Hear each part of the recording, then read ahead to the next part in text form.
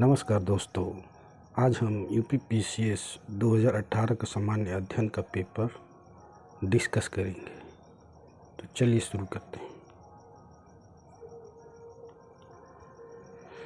सबसे पहले इसमें प्राचीन इतिहास है, अभी प्रागैतिहासिक काल। देखते क्वेश्चन क्या दिया है। What among the following sites provides evidence of domestication of animal in the Mesolithic period. इनमें से किन स्थानों में मध्यप्रसारण काल में पशुपालन के प्रमाण मिलते हैं। ऑप्शन दिया है ए ओंदे, बी बोरी, सी बागोर, डी लखनिया। इसका आंसर सी बागोर। मध्यप्रसारण काल में प्रयुक्त होने वाला उपकरण बहुत छोटे होते थे, इसलिए इसे माइक्रोलिथ कहते हैं। मध्य प्रदेश के आदमगढ़ और राजस्थान के बागौर में इस काल में पशुपालन के प्राचीनतम साक्ष्य प्रस्तुत होते हैं। तो दो चीज़ याद रखना है, मध्य प्रदेश के आदमगढ़ और राजस्थान के बागौर। तो आदमगढ़ तो ऑप्शन में दिया नहीं है, अगर हम बागौर की जगह पे आदमगढ़ दिया रहता है तो वो सही रहता। इस काल में पशुपालन के प्राचीनतम साक्ष्य प्रस्तुत करते हैं। उल्लेखनीय है कि इस काल के मानव अस्थि पंजर का सबसे पहला अवशेष प्रतापगढ़ के सराय नाहर तथा महदहा नामक स्थान से प्राप्त हुआ है। तो ये भी एक इन्फॉर्मेशन मिल गया कि पहला जो मध्यप्रसारण काल का अस्थि पंजर का अवशेष है उत्तर प्रदेश में सराय नाहर और महदहा, जो कि प्रतापगढ़ ज़िले में है, के स्थान पर मिला। इसको ऐसे पूछ सकता है कि सराय नाहर और महदहा कहाँ पे, किस राज्य में है, किस ज़िले में है। तो इससे बहुत सारे एक क्वेश्चन से आप 4-5 क्वेश्चन तैयार कर सकते हैं। ऐसे इसको स्टडी करना है। क्वेश्चन नंबर 2 देखते हैं। निम्न में से सिंधु सभ्यता संबंधित कौन से केंद्र उत्तर प्रदेश में स्थित है। कालीबंगा, लोथल, आलमगीरपुर, हुलास। तो इसमें से एक चीज़ है जो आलमगीरपुर, वो तो पता है कि जो सिंधु घाटी सभ्यता था उसका पूर्वी भाग था। तो इसका आंसर है डी, मतलब तीसरा और चौथा, आलमगीरपुर और हुलास। अगर भी हमको केवल एक पता है ऑप्शन आलमगीरपुर कंफर्म है, हुलास पता नहीं है, तब भी हम इस क्वेश्चन को सॉल्व कर सकते हैं। उसका ट्रिक है। जैसे कालीबंगा और लोथल तो लगभग सभी को पता है कि नहीं है, हुलास में कन्फ्यूजन है। तो जो थर्ड ऑप्शन है ये तो कंफर्म है, जिसमें थर्ड ऑप्शन है वो सही रहेगा। तो बी इसमें हट जाता है, ए और ए भी हट जाएगी, एक में कालीबंगा दी, ये भी हट जाएगा, ए और बी। और ये लोथल दिया है सी, तो ये भी हट जाएगा। तो डी ही ऑप्शन संभव है। विकल्प में दिए गए केंद्रों में से ये केंद्र आलमगीरपुर और हुलास उत्तर प्रदेश में स्थित है, जबकि लोथल गुजरात के अहमदाबाद ज़िले में तथा कालीबंगा राजस्थान के गंगानगर ज़िले में स्थित है। ये भी याद रखना है। लोथल कौन से ज़िला में है, अहमदाबाद में, गुजरात में, और राजस्थान के गंगानगर ज़िले में कालीबंगा है। बंगा से गंगा याद रखिए। आलमगीरपुर मेरठ ज़िले में हिंडन नदी के तट पर स्थित है। इस स्थल की खोज 1958 में भारत सेवक समाज द्वारा की गई थी। इसका उत्खनन कार्य यज्ञदत्त शर्मा द्वारा 1958 में कराया गया। हुलास यह उत्तर प्रदेश के सहारनपुर ज़िले में स्थित है। तो मतलब एक क्वेश्चन से आपको 4-5 क्वेश्चन तैयार हो जा रहा है। वैदिक सभ्यता, निम्नलिखित में से कौन सी यजुर्वेद की संहिता है। Which of the following is संहिता ऑफ शुक्ल यजुर्वेद। बाजसनेमी ऑप्शन दिया है, बाजसनेमी, मैत्रायणी, तैत्तिरीय, काठक।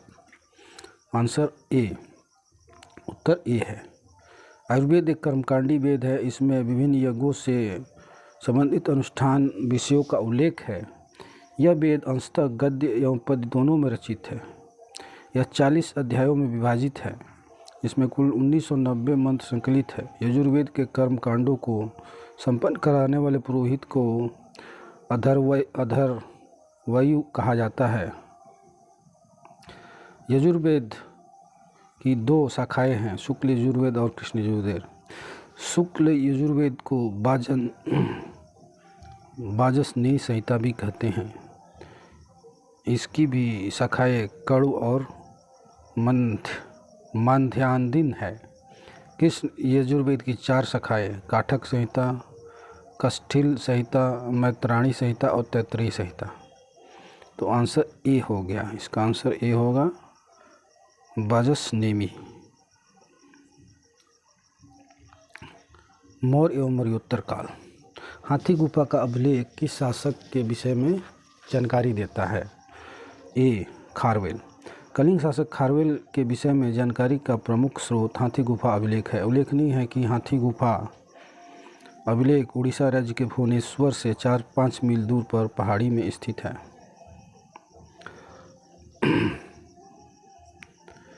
सुमेलित करना है सूची 1 को सूची 2 से। तो ये है दक्षिण भारत के समुद्रगुप्त के समकालीन नरेश, और ये है उनके राज्य। धनंजय, अवमुक्त ऑप्शन दिया है, नीलराज कांची, उग्रसेन कुस्तलपुर, विष्णुगोपा पलक। अब इनको मैच करना है। ऑप्शन सी सही है। सी में देखते हैं कौन किससे मैच कर रहा है।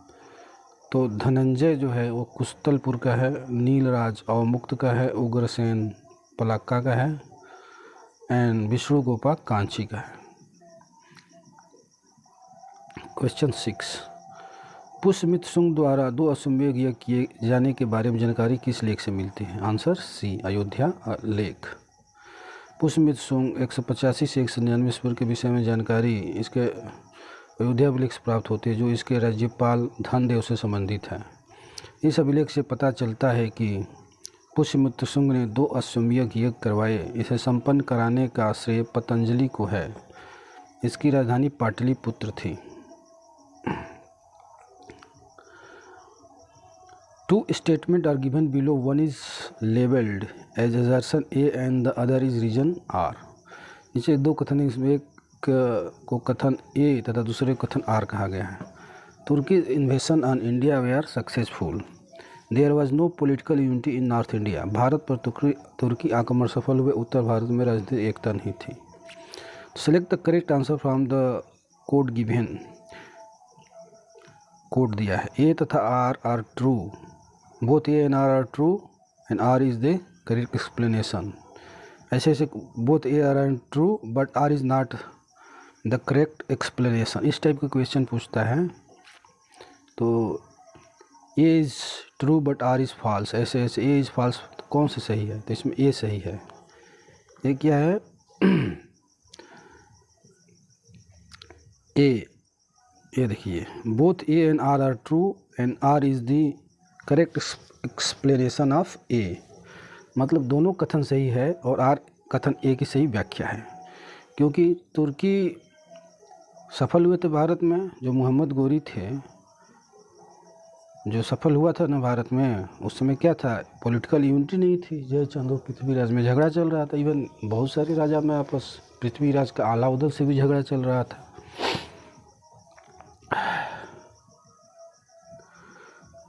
क्वेश्चन 8, जिन मंदिरों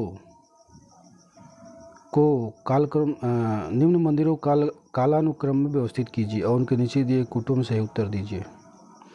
बृहदेश्वर मंदिर, गंगई कोंड चोलपुरम मंदिर, महाबलीपुरम का तटीय मंदिर, सप्तपैगोड़ा मंदिर। तो इसमें हमको याद रखना पड़ेगा कि मंदिर किस राजा संबंधित है और कब बनाया गया, ये थोड़ा याद रखना पड़ेगा। तो मंदिर प्रश्न इसमें डी, आंसर डी सही है।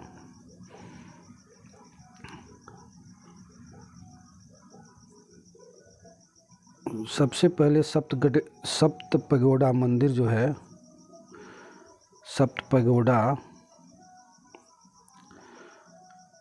काल मामल शैली 630 से 668 ईस्वी का है, शासक नरसिंह वर्मन प्रथम। तो इसमें याद करने योग्य चीज़ें हैं कि सप्तपैगोड़ा जो मंदिर है किस शैली का बना है, तो मामल शैली का 630 से 668 ईस्वी का है और नरसिंह वर्मन प्रथम ने इसको बनाया है। दूसरा है महाबलीपुरम का तटीय मंदिर, ये 700 से 28 नरसिंहवर्मन द्वितीय राज सिंह। बृहदेश्वर मंदिर 1003 से 1010 ईस्वी राजराज चोल। गोंगई कोंड चोलपुरम मंदिर 1025 राजेंद्र चोल। तो ये इन मंदिरों का कालक्रम है और ये इनके बनाने वाले शासक हैं। अब 9वां आते हैं, which of the following institution belong to foreign trade, इनमें से कौन सा संस्था विदेशी व्यापार से संबंधित थी? Answer C. दक्षिण भारत में विदेश व्यापार संबंधी संस्थाओं को नाना देश की संख्या से अभिहित किया जाता है। ये सब इतिहास का विषय है। तो दक्षिण भारत में जो विदेश व्यापार संबंधी संस्था थी उनको नाना देशी, नाम से ही समझ में आ जाता है, नाना देशी मतलब विभिन्न देशों से जो व्यापार कर रहे हैं उसको नाना देशी कहा जा रहा है। क्वेश्चन 10 पे आते हैं, निम्नलिखित युगों में कौन सुमेलित नहीं है?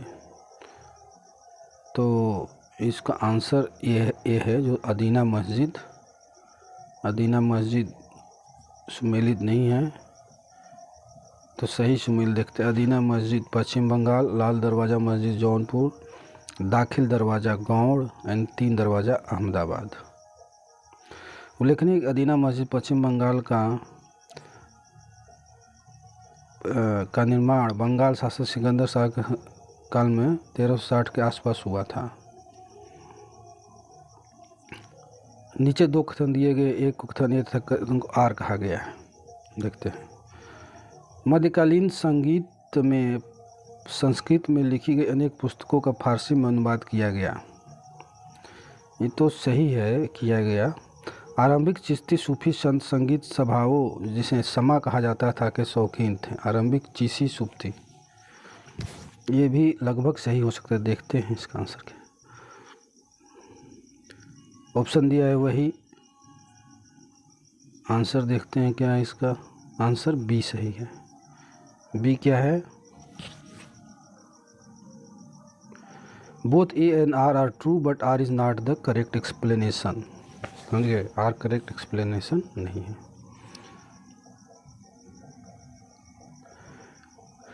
Which of the following pair is not correctly matched, निम्नलिखित युगों में सही सुमेलित नहीं है। ये शासक दिया है, स्टेट दिया है और शासक दिया है। तो इसमें सही सुमेलित कौन नहीं है?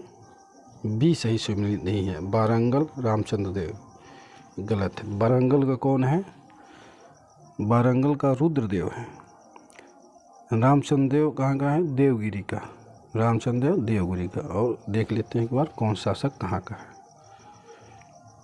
रियासत देवगिरी का शासक शंकर देव। ये किस समय के थे ये लोग? शासक जो दिया है ये अलाउद्दीन खिलजी के समय के शासक हैं सब। देवगिरी के शंकर देव, वारंगल के रुद्रदेव, होयसल के वीर बल्लाल, मदुरा के वीर पांड्या, देवगिरी के रामचंद्र देव। देवगिरी के 2 शासक हैं समय के अनुसार। शंकर देव राजा रामचंद्र देव का पुत्र था। शंकर देव 1310 में गद्दी पर बैठा। मुगल साम्राज्य, निम्नलिखित युगों में से कौन सही सुमेलित नहीं है? ध्रुवदास,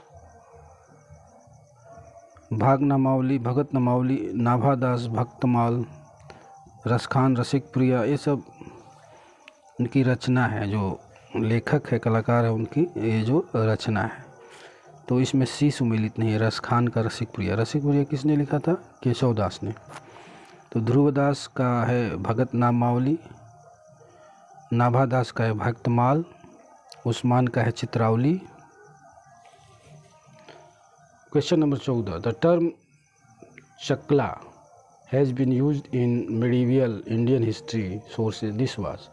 मध्यकालीन भारत के ऐतिहासिक स्रोतों में चकला शब्द का प्रयोग यह है identical to pargana, identical to सरकार,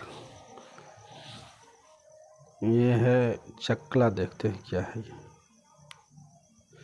सी, शाहजहाँ के शासनकाल में सरकारों जो जिला होता था उसको सरकार बोलते थे और परगनों के बीच एक और इकाई का निर्माण किया, इसे चकला कहा गया था, जिसके अंतर्गत कुछ परगने आते थे, लेकिन यह सरकार के समानार्थी नहीं था। तो चकला क्या था? सरकार परगना के बीच का स्थिति था। दिल्ली में पुराना किला के सामने खैरुल मंजिल नामक मस्जिद का निर्माण किसने करवाया था? आंसर डी, माहम अनगा। ये कौन थी माहम अनगा? ये अकबर की संरक्षक थी। शुरू में अकबर इसी के अंडर में काम करता था। अपने धारावाहिक भी देखा होगा, अकबर भी के जो धारावाहिक आता है जोधा अकबर, तो इसी के समय के शासन को पेटीकोट शासन कहते हैं। 4-5 साल इसके अंडर में शासन चल रहा था, जिसको अकबर ने मुक्ति पा लिया इन लोगों से। दिल्ली के पुराने किले के सामने खैरुल मंजिल नामक मस्जिद का निर्माण महम अगमा ने 1561 में करवाया था। महम अनगा अकबर के संरक्षिका थे। इस मस्जिद के निर्माण में उनकी सहायता शिहाबुद्दीन अहमद नामक एक प्रभावशाली मंत्री ने की थी। निम्नलिखित को कालानुक्रम में व्यवस्थित कीजिए और नीचे दिए गए कोड से सही उत्तर का चयन कीजिए। मोहम्मद शाह, जहांगीर शाह, आलमगीर द्वितीय। ये जो औरंगज़ेब के बाद जो मुग़ल वंश चला, औरंगज़ेब की 1707 में आसपास मृत्यु होगी, उसके बाद जो मुग़ल वंश चला 1858 में मुग़ल वंश ख़त्म हो गया। उसके बीच का ये काल है। 1857 की क्रांति के बाद मुग़ल वंश ख़त्म हो गया। तो इसमें बहुत सारे छोटे छोटे मुग़ल वंश के बादशाह हुए, तो उन्हीं का कालक्रम दिया गया पूछा। तो इसमें सबसे पहले जहांगीर शाह है 1712 से 13 के बाद मोहम्मद शाह 1719 से 48 से सबसे ज़्यादा समय तक रहा। इसको मोहम्मद शाह रंगीला के भी नाम से जाना जाता है। उसके बाद अहमद शाह 1748-54, आलमगीर द्वितीय 1754 से 59। 17 सुरक्षा के लिए मराठों के राजस्व के दावों को किस नाम से जाना जाता था? डी, सुरक्षा के लिए जमादानी। डी नहीं, बी। चौथ, भूमिकर के अतिरिक्त शिवाजी की आय का एक अन्य प्रमुख स्रोत चौथ थी। यह पड़ोसी राज्यों से वसूल की जाती थी। इसकी मात्रा राज्य की आय की 1/4 1/4 होती थी। इस कर के बदले में पड़ोसी राज्यों को शिवाजी के आक्रमण तथा लूटपाट से बचाने का आश्वासन प्राप्त हो जाता था, जबकि सरदेशमुखी कर पड़ोसी राज्यों से वसूल किया जाता था। यह उस प्रदेश की भूमि कर का 1/10 या 10% भाग होता था। सरदेशमुखी वसूल करना शिवाजी अपना कानूनी अधिकार मानते थे, क्योंकि वे महाराष्ट्र के पुश्तैनी सरदेशमुख थे।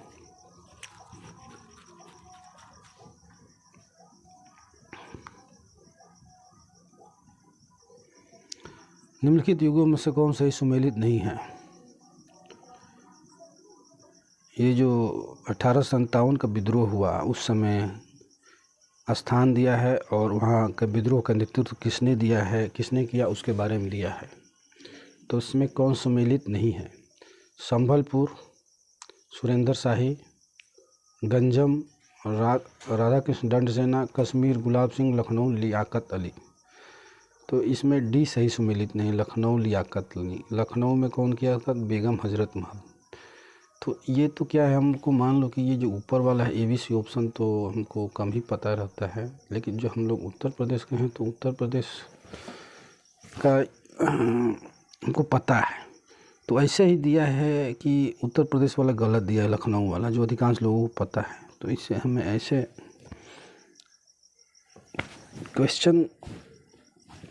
कुछ क्वेश्चन ट्रिक से भी हम पता कर सकते हैं। तो संभलपुर कौन था? सुरेंद्र शाही। गंजम कौन था? राधा कृष्ण दंड सेना। एंड कश्मीर गुलाब सिंह। लखनऊ बेगम हजरत महल। इलाहाबाद लियाकत अली। निम्नलिखित में से कौन सही सुमेलित नहीं है? रिबेलियन विद्रोह, ईयर वर्ष। संथाल 1855, कोल 1831, खांसी 1829, अहोम 1815। तो संथाल 1855, उसमें डी सही नहीं, अहोम 1800, कोल 1831, खांसी 1829, अहोम 1828। इसमें क्या दिया अहोम का 1815। निम्नलिखित घटनाओं को कालानुक्रम व्यवस्थित कीजिए और नीचे दिए कूट में सही उत्तर का चयन कीजिए। घटना क्या है? हंटर आयोग, सैडलर आयोग, वुड का घोषणा पत्र, सर्जेंट योजना। ये अंग्रेज़ों द्वारा लाए गए शिक्षा का कमीशन था, शिक्षा से संबंधित। तो ये इसका कालक्रम बताना है। तो इसका कालक्रम डी है। सबसे पहले 1854 में वुड का घोषणा पत्र आया, उसके बाद हंटर आयोग 1882 में आया, उसके बाद सैडलर आयोग 1919 में आया, उसके बाद सर्जेंट योजना 1944 में आया। नीचे दो कथन दिए गए, एक को कथन ए तथा दूसरे को कारण आर कहा गया है। इन 1946 the Muslim league withdraw its acceptance of cabinet mission plan. The Muslim League joined the interim government formed in 1946. 1946 में मुस्लिम लीग ने कैबिनेट मिशन प्लान के लिए दी गई अपनी स्वीकृति वापस ले ली। 1940 में गठित अंतरिम सरकार मुस्लिम लीग शामिल हुई। तो इसमें कौन सही है? इसमें बी सही है। Both are correct, but R is not the correct explanation. Both are correct.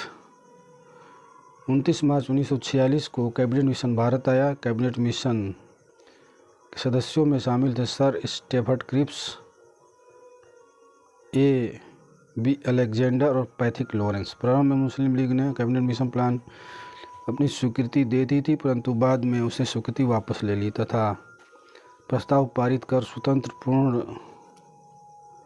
प्रभुता संपन्न पाकिस्तान राज्य की स्थापना के लिए सीधी कार्रवाई के लिए तैयार हो गई। 16 अगस्त 1946 को लीग ने सीधी कार्रवाई दिवस की शुरुआत की। सीधी कार्रवाई दिवस 16 अगस्त 1946 याद रखना। अतः कथन ए सही है। 24 अगस्त 1946 पंडित नेहरू के नेतृत्व में भारत की पहली अंतरिम सरकार की घोषणा की गई। इसमें लीग नहीं थी, परंतु 24 अक्टूबर 1946 को अंतिम सरकार में 3 मूल सदस्यों के स्थान पर लीग के 5 प्रतिनिधि शामिल हो गए। लीग का अंतिम सरकार में शामिल होना सरकार के साथ सहयोग का सूचक नहीं था, बल्कि अपनी पाकिस्तान की मांग की लड़ाई को आगे बढ़ाने का स्वार्थनिहित प्रयास था। तो कारण आर भी सही है, परंतु आर एक ही सही व्याख्या नहीं है। निम्नलिखित नेताओं में से किसने क्रांतिकारी संगठन अभिनव भारत समाज की स्थापना की? आंसर बी विनय दामोदर सावरकर। विनय दामोदर सावरकर द्वारा 1899 में स्थापित मित्र मेला नामक संगठन कालांतर 1904 में अभिनव भारत समाज के रूप में प्रसिद्ध हुई। अभिनव भारत समाज की शाखाएं महाराष्ट्र और मध्य प्रांत के कई इलाकों में सक्रिय थी। इस संस्था के मुख्य सदस्य अनंत लक्ष्मण करकरे थे, जिन्होंने नासिक के जिला कलेक्टर जैक्सन की हत्या कर दी थी। उल्लेखनीय है कि बरिंदर कुमार घोष ने 1906 में कलकत्ता में युगांतर नामक संस्था था। भगत सिंह ने 1926 में पंजाब में भारत नौजवान सभा की स्थापना की थी। निम्न गवर्नर जनरलों में से किसने कांग्रेस का अत्यधिक अल्पसंख्यक लोगों का प्रतिनिधित्व कहने वाला कहकर उपहास किया था? Who among the following governor general ridiculed Congress as representing only a microscopic minority of people? मतलब बहुत कम लोग कांग्रेस में हैं कहकर मजाक उड़ाया था। किसने? ए लॉर्ड डफरिन। लॉर्ड डफरिन 1984 में लॉर्ड रिपन के बाद भारत का वायसराय बनकर आया। यह 1884 से 1888 भारत का वायसराय था, गवर्नर जनरल बना रहा। डफरिन के कार्यकाल की सर्वाधिक महत्वपूर्ण घटना 1885 में बम्बई में भारतीय राष्ट्रीय कांग्रेस का प्रथम अधिवेशन होना। इसी का उपहास करते हुए उन्होंने कहा कि कांग्रेस अत्यधिक अल्पसंख्यक लोगों का प्रतिनिधित्व करने वाली संस्था है। भूगोल, भारत का भूगोल। निम्न में से कौन भारत का सबसे ऊंचा जल प्रपात है? जोग, कुंचिकल, राकिम, केवटी।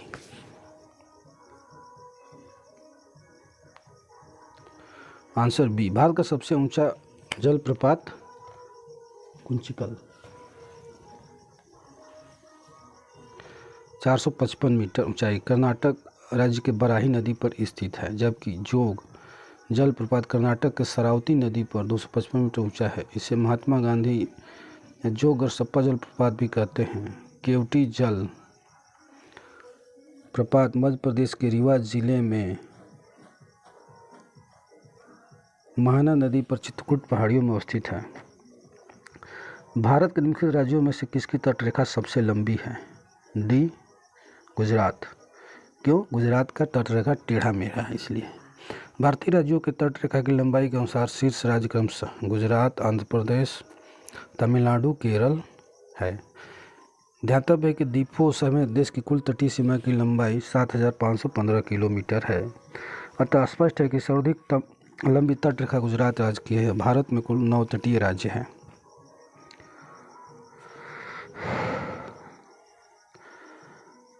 मरुस्थल अथवा राजस्थान मरुस्थल अथवा थार मरुस्थल में किसका विस्तार है? सी क्या है? प्लेस्टोसिन एवं अभिनव जमाव। राजस्थान मरुस्थल अथवा थार मरुस्थल प्लेस्टोसिन एवं अभिनव जमाव का विस्तार है। Which of the following rivers of India does not originate from the Western Ghat? Bharat की निम्नलिखित नदियों में से कौन सी पश्चिमी घाट में नहीं निकलती है? बी, ताप्ती। ताप्ती कहाँ से निकलती है? मध्य प्रदेश के मुल्तान नामक स्थान के पास सतपुरा श्रेणी से निकलती है और भ्रंश घाटी में प्रवाहित होती हुई अरब सागर में मिल जाती है। जबकि गोदावरी पश्चिमी घाट में स्थित त्र्यंबकेश्वर महाराष्ट्र में पहाड़ी से निकलती है और बंगाल की खाड़ी में गिरती है। कावेरी ब्रह्मगिरी कर्नाटक पहाड़ी से निकलकर बंगाल की खाड़ी में गिरती है। अतः स्पष्ट है कि ताप्ती नदी पश्चिमी घाट से नहीं निकलती है। क्वेश्चन नंबर 28, सूची 1 और सूची 2 का मिलान कीजिए और सूची के नीचे दिए गए सही उत्तर का चयन कीजिए। राज्य और चोटी दिया है, सबसे ऊंची चोटी। सही उत्तर का चयन करना है। केरल दोदा बेटा, नागालैंड नंदा देवी, उत्तराखंड अनाईमुद्दी, तमिलनाडु सारामती। केवल सी सुमेलित है। केरल का अनाईमुदी, नागालैंड का सारामती, उत्तराखंड का नंदा देवी, तमिलनाडु का दोदा बेटा।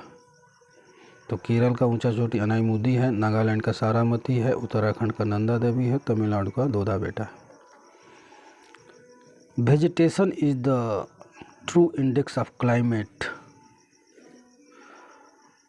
वनस्पत जलवायु का सही सूचक है, यह कथन संबंधित है। वनस्पत क्या है? जलवायु का। जैसा वनस्पत रहेगा वह जलवायु, वैसा उसे जलवायु पता चलेगा वनस्पत देख के। तो ये किसने कहा था? तो ये कथन ए का है, थॉर्नथ्वेट। कौन है वैज्ञानिक? थॉर्नथ्वेट। एक कथन वनस्पत जलवायु का सही सूचक है, थॉर्नथ्वेट ने इसे जल संसाधन संभाव्यता विचार करते हुए कहा है। Which of the following is not correct? निम्नलिखित में से कौन सही नहीं है?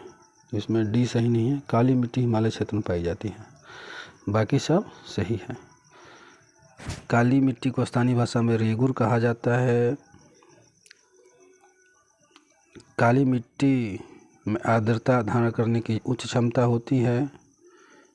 क्रेब्स के अनुसार रेगुड़ मिट्टी अनिवार्य रूप से परिपक्व मिट्टी होती है, यह भी सही है। निम्नलिखित में से कौन मृदा संबंधित है? कौन मृदा संबंधित है? ए, इडेफिक मिट्टी संबंधित एक विशेषता है। इडेफिक क्या है? मिट्टी संबंधित एक विशेषता है। क्लाइमेटिक मौसम में जलवायु संबंधित है। बायोटिक जैविक घटक पारिस्थितिक तंत्र से रहने वाले सभी जीव जंतुओं से संबंधित है। टोपोग्राफी या विज्ञान का औसत है, इसमें पृथ्वी या किसी अन्य क्षुद्र ग्रहों के सतह के आकार और आकृति का अध्ययन किया जाता है। तो इसका आंसर सही है, edaphic.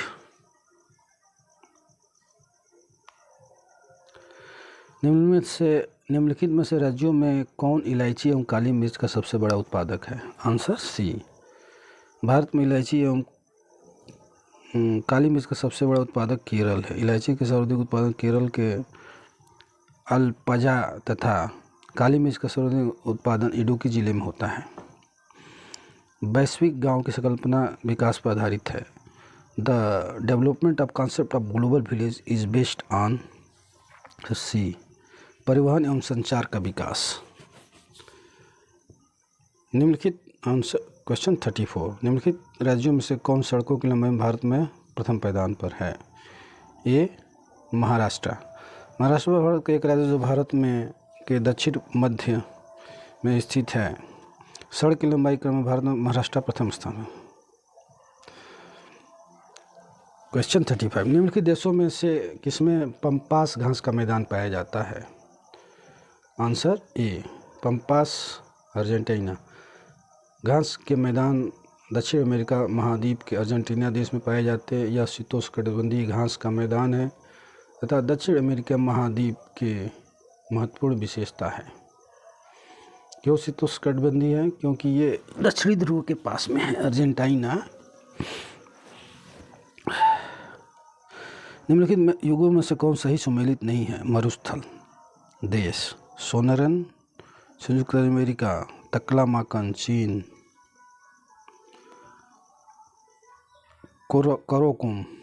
Karakum Turkmenistan, Gibson Brazil.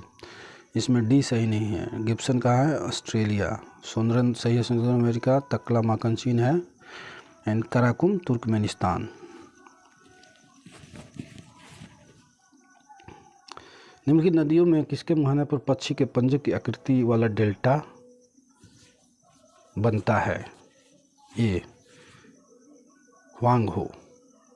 पक्षी के पंजों की आकृति वाले डेल्टा का निर्माण नदी निक्षेपों के जमाव से होता है। का निर्माण नदी निक्षेपों के जमाव से होता है। मिसिसिपी नदी का डेल्टा इसका अच्छा उदाहरण है। मिसिसिपी नदी अमेरिका और उत्तरी अमेरिका की सबसे लंबी नदी है। इस नदी की लंबाई 3730 किलोमीटर है। यह नदी इतास्का नामक झील से निकलती और मेक्सिको की खाड़ी में जाकर गिरती है। तो जो मिसिसिपी नदी का डेल्टा है पक्षी के पंजे की आकृति का है। निम्नलिखित में से कौन सा क्वेश्चन नंबर 38 कौन सा विश्व में आयोडीन का अग्रणी उत्पादक देश है? Answer C Chile. विश्व में सर्वाधिक आयोडीन का उत्पादन चिली करता है। चिली दक्षिण अमेरिका में एंडीज पर्वत और प्रशांत महासागर मध्य लंबाई में स्थित एक छोटा सा देश है। देश की सीमा प्रशांत महासागर से मिलती है जिसको आयोडीन का उत्पादन प्रचुर मात्रा में होता है। निम्नलिखित में से काफ़ी उत्पादक देशों को उनके काफ़ी उत्पादन 2016 के अवरोही क्रम में व्यवस्थित करें से उत्तर का चयन करिए। Colombia, Brazil, Vietnam, Indonesia. अवरोही क्रम में इसको बताना है, डिसेंडिंग ऑर्डर। तो सबसे ज़्यादा ब्राज़ील, उसके बाद वियतनाम, कोलंबिया, इंडोनेशिया। ये है आंसर बी। जनसंख्या एवं नगरीकरण। सुएज नहर के बन जाने के पश्चात भारत और यूरोप के मध्य की समुद्री दूरी में कितनी कमी आई है? B 7000 kilometre. जनसंख्या की प्राकृतिक वृद्धि निम्न में से किसका परिणाम है?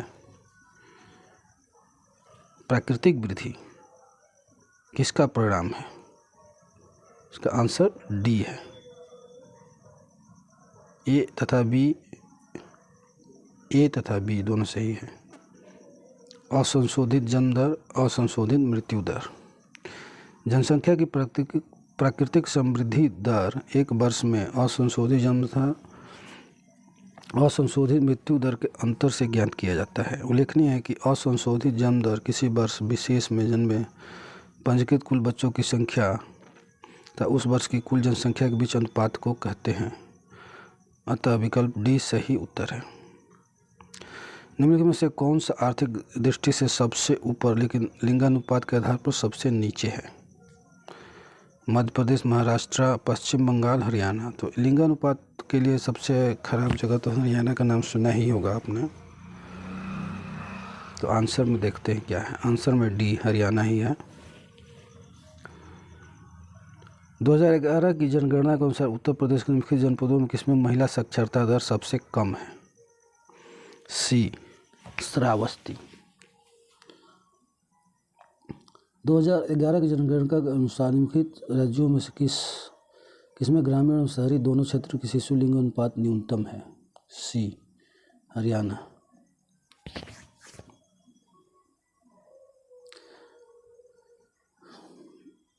45। 2011 जनगणना के अनुसार निम्नलिखित राज्यों में से किसकी ग्रामीण जनसंख्या सर्वाधिक है? डी उत्तर प्रदेश। सर्वाधिक है मतलब ऐसे ही जनसंख्या सबसे ज़्यादा है और ग्रामीण जनसंख्या भी ज़्यादा है। ग्रामीण जनसंख्या उत्तर प्रदेश की ज़्यादा है और टोटल जनसंख्या भी ज़्यादा है, इसलिए ग्राम में रहने वाले लोगों की जनसंख्या ज़्यादा होगी।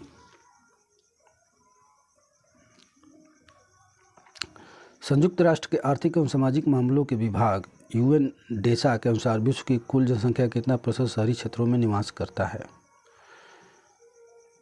तो इसके अनुसार 55%। संयुक्त राष्ट्र के अनुसार 55% शहरों में तो 50% ग्रामीण क्षेत्रों में निवास करते हैं।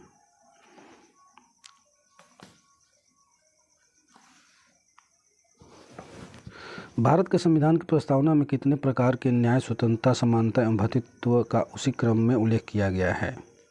Answer A 3, 5, 2, 1। इसका जो प्रस्तावना पढ़ेंगे तो उसमें दिया है, ये दिया है प्रस्तावना।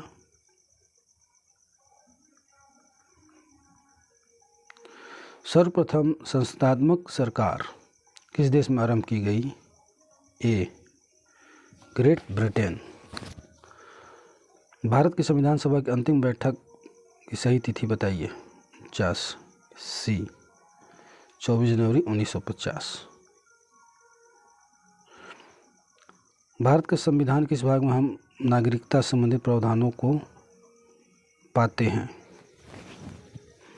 B part 2।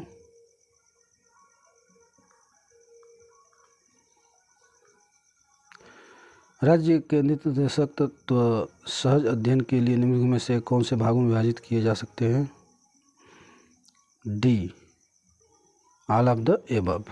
समाजवादी, उत्तर भौतिकवादी, गांधीवादी,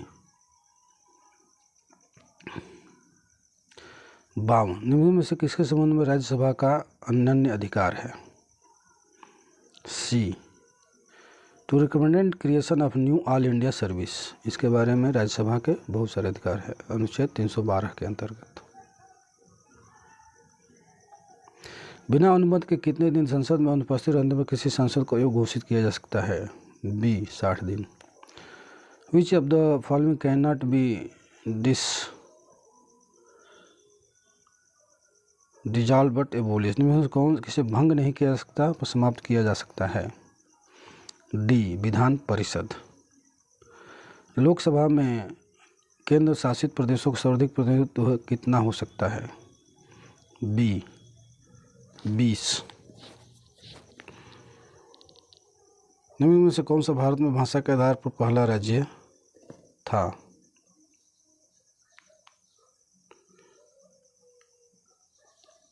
अक्टूबर 1953 में भारत सरकार के भाषा के आधार पर पहले राज्य के गठन के मजबूर करना पड़ा जब मद्रास में तेलुगु भाषी क्षेत्रों को पृथक कर आंध्र प्रदेश का गठन किया गया। तो इसमें सी सही है। सी क्या है?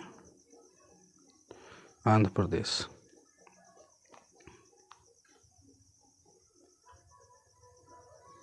सरकारी आयोग की संस्तुतियां निम्नलिखित में किससे संबंधित है? डी केंद्र राज्य संबंध। भारतीय न्यायिक व्यवस्था में जनहित याचिका को शामिल किया गया उस समय भारत के मुख्य न्यायाधीश कौन थे? सी पीएन भगवती। भारतीय संविधान में भारत की आधिकारिक भाषा से जुड़े प्रावधानों में संसद संशोधन कर सकती है।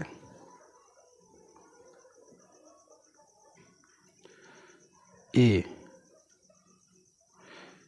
अपने सदस्यों के साधारण बहुमत द्वारा।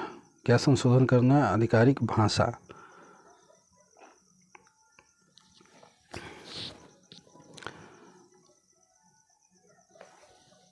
निम्न में से निम्नलिखित करों में से कौन सा कर ग्राम पंचायतों द्वारा लगाया जाता है?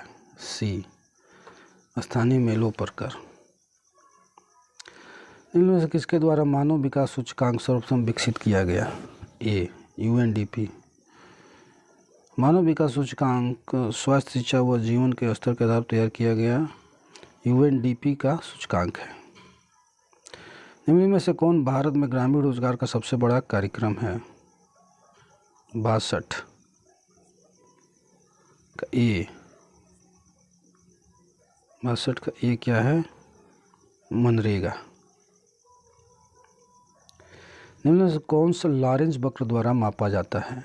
डी, आय की विषमता। भारत में नगरीय क्षेत्रों में बीपीएल परिवारों की पहचान के लिए निम्न में से कौन सी समिति गठन की गई थी? डी, हाशिम समिति। निम्न में से कौन भारत में गरीबी रेखा का निर्धारण करता है? योजना आयोग, अब नीति आयोग। भारत में निम्नलिखित 5 वार्षिक योजनाओं में किसका मुख्य ध्येय समपोषणी वृद्धि था? डी, 12वीं योजना समपोषणी वृद्धि। भारत में प्रत्यक्ष कर कोड निम्नलिखित में से किससे संबंधित है? Income tax. निम्नलिखित में से किसका आविष्कार विल्हेम रोटेंजन द्वारा किया गया था? B, x-ray. निम्नलिखित विद्युत चुम्बकीय विकिरणों में से किसकी ऊर्जा अधिकतम होती है? निम्नलिखित विद्युत चुम्बकीय विकिरणों में से किसकी ऊर्जा अधिकतम होती है? D, x-ray. यांत्रिक तरंगों के अतिरिक्त अन्य प्रकार की तरंगें भी होती हैं, संचरण के लिए माध्यम की आवश्यकता नहीं होती है। ये निर्वात में भी संचरित हो सकती है। इन्हें अयांत्रिक या विद्युत चुम्बकीय तरंग भी कहते हैं, जैसे प्रकाश तरंगे, एक्स तरंगे। तरंगों चाल प्रकाश के चाल के बराबर होते हैं। इन तरंगों तरंग दैर्घ्य 10⁻⁻10 मीटर से लेकर 10⁻⁻8 मीटर तक होता है। विकल्प में दी गई विद्युत चुम्बकीय तरंगों में निम्न सारणी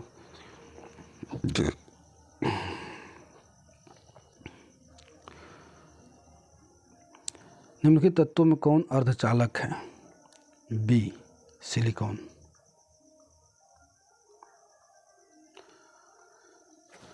निम्नलिखित से कौन सामान्य परिस्थिति में वृक्ष के पत्तों की सरसराहट का डेसिबल स्तर प्रदर्शित करता है? B, 20 decibel.